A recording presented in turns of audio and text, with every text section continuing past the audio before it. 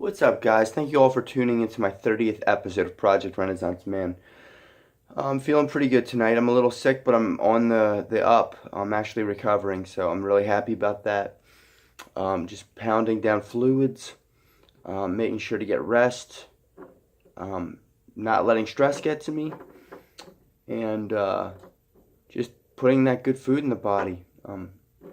Those four things, man, it's amazing what they can do for you and how quickly you can recover if you take full advantage of them. So, tonight's episode is going to focus on convictions because convictions are huge, and I think convictions are so intertwined with morality, and also not only morality but with our own authenticity. Because when we keep to our convictions, we're being true to ourselves. We need to stay true to what we believe and what we think, and be willing to fight for those things. If that's what it takes. And I'm going to provide you guys with an example tonight. It's not an extreme example. It's just an example. You feel so liberated when you practice upholding your convictions and standing your ground and speaking your mind and not holding back. If you feel like saying something, say it. You have every right to say something. In fact, I think in one of my vlogs I had mentioned the power of voice. And, it feels so great. It feels so liberating when we have the courage to speak up and stand our ground, even if it feels much better to stand our ground and face some form of confrontation than it does to refrain from confrontation and have all that pent up inside of us then. Because we can vent to other people and talk to people, and venting can help to an extent, but it still doesn't do enough because we're yearning to have done something in that situation that we didn't do, and we kick ourselves for it. And we can get stuck on that, and that's why it's so important to just deal with the confrontation. And it may feel a little uncomfortable at first, especially if you're not used to dealing with confrontation, but like anything else, the more you have of it, and hopefully you don't have too many confrontations, but the more you have of it, the more comfortable you become with these things, with different scenarios.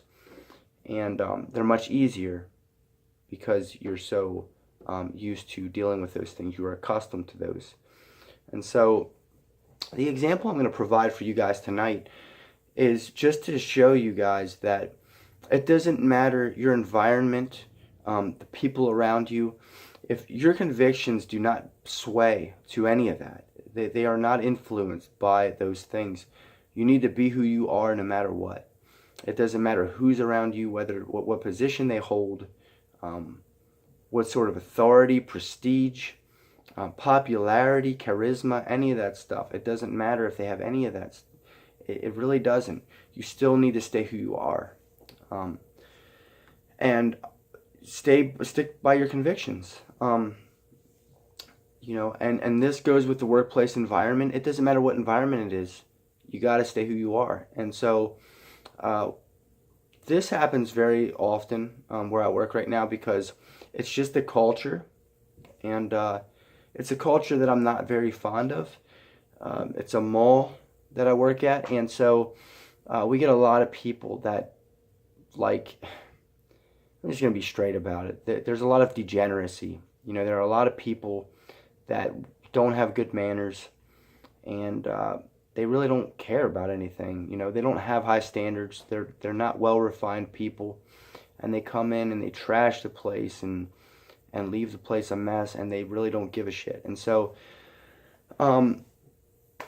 with that being said, we have customers that come up and they act like they have that customer's always right mentality, and so, of course, the customer's not always right. And I had this customer come up today, and it was a coworker of myself, and she ended up coming up and complained about the price not being low enough. And right now we're undergoing liquidation, so prices are they're not super low yet because it just started, but they're getting there. And nonetheless, the lady's getting a discount.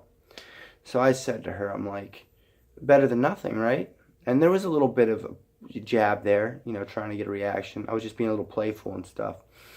And she's like, well, no, not really. This is pay less. Like, whatever that means, good logic there. And so I said, well, there are plenty of other stores you could go to. And it's kind of cool because the people right behind her were like really behind me. Like, they felt like I was in the right, which I was in the right. And so she said, she said, are you the manager? And I said, no, I don't have to be the manager to have an opinion. And then she said, well, who is your manager? I told her his name. And then she said, what's your name? And I told her my name. She's like, well, I'll be giving said manager a call. And I said, oh, okay, sure. And I kept it real cool. Because so long as you know you're in the right and you're not trying to be a prick, you have every right to just be mellow and not worry about them. Don't let that shit get to you, And this is how I handle a lot of things that I deal with. Because if we were to get frazzled about how people behave, just take action and be firm and stand your ground. And you will be amazed at how much you minimize rage and things that you would otherwise bottle up inside of you if you just didn't do anything, but you wished you would have done something. And so my goal isn't to change the culture, because that's a really tall order, and I got too many other things I need to be investing my energy and time and focus into. But at the least, I can still be myself and protect my own convictions. So I can only hope that everybody else starts to develop higher values and better manners and become more courteous. But that's not my problem. I need to focus on myself. And so I guess that's a part of tonight's topic too, is that we need to look at ourselves and focus on ourselves, because we can only do so much. It's not our job to change other people. We can influence by setting a good example, but that should be almost like, something on the side, a bonus. If it happens, it happens. That's not our goal, though. What our goal is to just be the best we can be. And naturally, hopefully, other people will see that and be like, man, I like what this person has as far as qualities go, and I want those things. And so I'm going to try to develop them. But that's all we can do. We can just hope for that. But it's a tall enough order to work on ourselves. And that's the big thing with this whole vlog series. It's just becoming better versions of ourselves. We're not here to become better. We're not here to make other people better versions. If we do, that's wonderful. But, we need to live our way and do the best we can to be the best us. So I think that's what I'm going to leave tonight's subject with. I'm going to leave off on that note.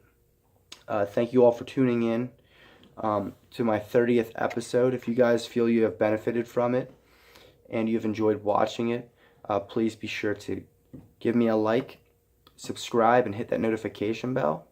And I will see you all on Wednesday. Later, guys.